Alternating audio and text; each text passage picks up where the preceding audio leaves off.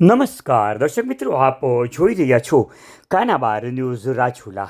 આવું જોઈએ રાજુલા શહેરના સમાચાર. રાજુલા શહેરના આંબેડકર ચોક ખાતે આજે ઓલ મુસ્લિમ સમાજના આગેવાનો અને અગ્રણી વ્યક્તિઓ તેમજ વિવિધ પ્રતિનિધિઓ મોટી સંખ્યામાં એકત્રિત થયા હતા. ગૌ માતાને રાષ્ટ્રીય પશુનો દરજ્જો આપવામાં આવે તેમજ ગૌવધ પર સંપૂર્ણ પ્રતિબંધ મૂકવામાં આવે અને ગૌ માતાનું સંરક્ષણ થાય તે માટે મુસ્લિમ સમાજ દ્વારા આજે સમર્થન વ્યક્ત કરવામાં આવ્યું અને સાથે રાજુલા પ્રાંત કચેરીમાં આવેદનપત્ર પાઠવવામાં આવ્યું.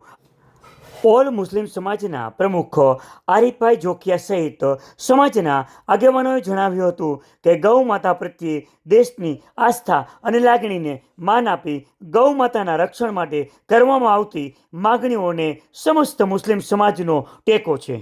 આજના કાર્યક્રમમાં આરીફભાઈ જોખિયા, મોહમ્મદભાઈ, રસુલભાઈ કુરેશી, યુનિસભાઈ પટેલ, નિવૃત્ત જમાદાર નજીરભાઈ, નાસિરભાઈ જમાણી, મોહમ્મદભાઈ ગાહા, મોહસિનભાઈ પઠાણ, રાજુભાઈ પંચારવાળા, ઈસાભાઈ જોખિયા, ઇમરાનભાઈ, ઇરફાનભાઈ, વિવિધ મુસ્લિમ સમાજના જ્ઞાતિના આગેવાનો મોટી સંખ્યામાં ઉપસ્થિત રહ્યા હતા અને આજે રાજુલાના પ્રાંત અધિકારીને આવેદનપત્ર પાઠવ્યું હતું.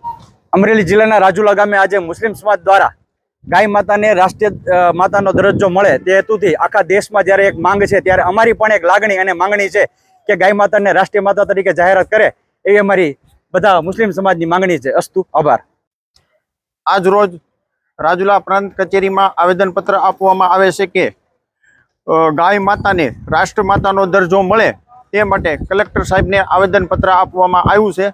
તો કલેક્ટર સાહેબને સમસ્ત મુસ્લિમ સમાજ દ્વારા આવેદનપત્ર આપી અને જાણ કરવામાં આવી છે કે ગાય માતાને રાષ્ટ્ર માતા જાહેર કરવા વિનંતી છે. આ આવેદનપત્ર દેવામાં આવે છે કલેક્ટર સાહેબને અને અમારી એવી માંગણી છે ગાય માતાને રાષ્ટ્રીય પ્રાણી જાહેરાત કરે એવી અમારી મુસ્લિમ સમાજની માંગણી છે રાજુલામાં, અને અમારું આવેદન મુખ્યમંત્રી સુધી પહોંચાડે એવી અમારી માંગ છે. જય હિન્દ, જય ભારત.